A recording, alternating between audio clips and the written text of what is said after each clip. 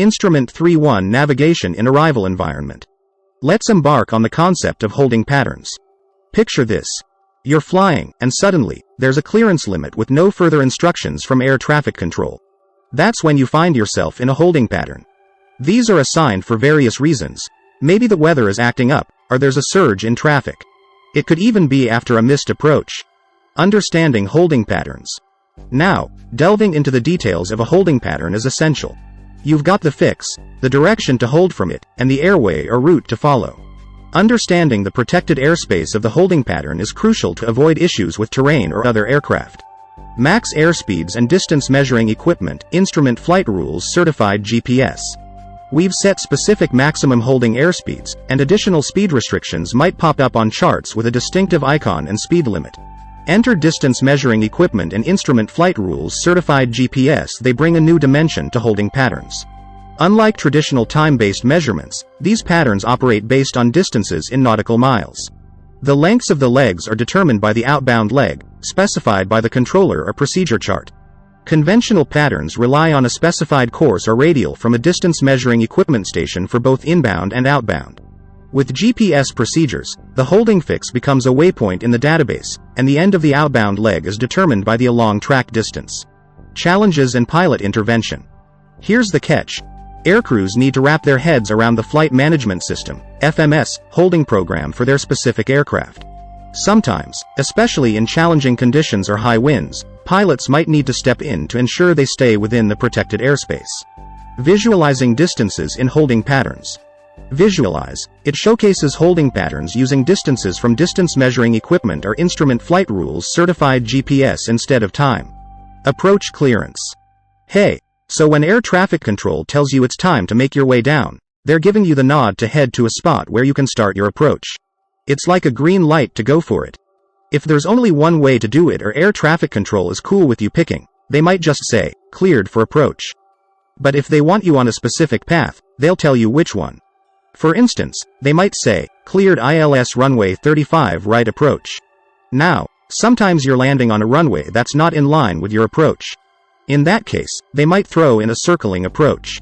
It's like, cleared for very high frequency omnidirectional range runway 17 approach, circle to land runway 23. If the approach is way off from the runway, like more than 30 degrees, it's always a circling approach. And if they don't say which runway to land on, you get to pick. Just a heads up, if you're landing at a no tower zone, don't forget those radio calls we talked about in the very high frequency omnidirectional range.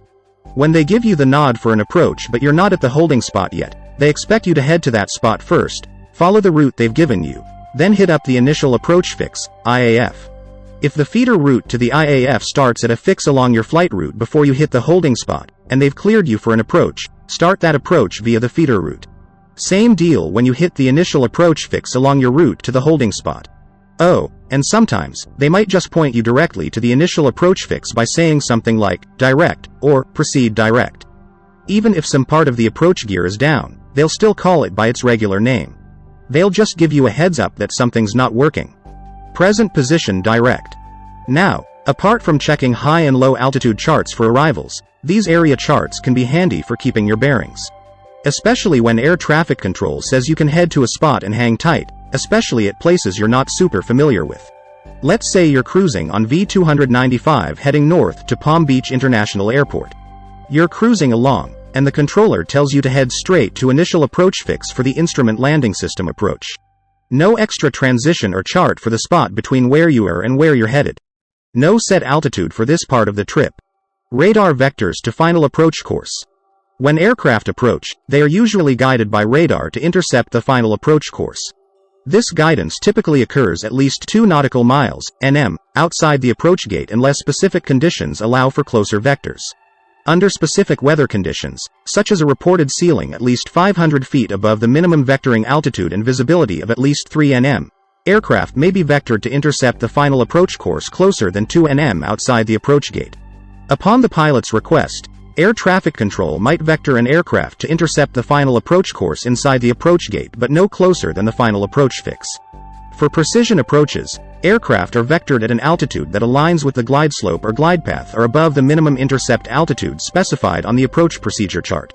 In the case of non-precision approaches, aircraft are vectored at an altitude allowing descent in accordance with the published procedure. If a vector takes the aircraft across the final approach course, air traffic control informs the pilot, stating the reason for this action. If air traffic control cannot communicate this information, the pilot is not expected to turn inbound on the final approach course unless an approach clearance has been issued. Arrival instructions issued to an aircraft before reaching the approach gate include providing the position relative to a fix on the final approach course, vectoring to intercept the final approach course if required, and issuing the approach clearance. In situations where a pilot is vectored but not cleared, they maintain the last assigned altitude until reaching the initial approach fix, at which point the approach clearance is issued. When an aircraft is vectored to a published segment of the final approach course, the controller assigns an altitude to maintain until established on the localizer. This ensures that both the pilot and controller know the precise altitude for the approach. If an aircraft is not established on a segment of a published approach and is not conducting a radar approach, air traffic control assigns an altitude to maintain until the aircraft is established on a segment of a published route or instrument approach procedure. Air traffic control endeavors to make frequency changes before passing the final approach fix, and when radar is used to establish the fix, the pilot is advised to contact the tower on the local control frequency after being informed that the aircraft is over the fix. Special airport qualification. For arrivals into unfamiliar airports requiring special pilot or navigation qualifications, it is crucial to note that pilots in command must be qualified over the routes and into airports where scheduled operations are conducted. This includes areas, routes, and airports that demand special pilot qualifications or navigation qualifications. If you click like and subscribe and leave a comment, we will provide a coupon for a free PDF download, one of 9 ebooks. However, each individual can only download up to 1 out of 9 ebooks for free.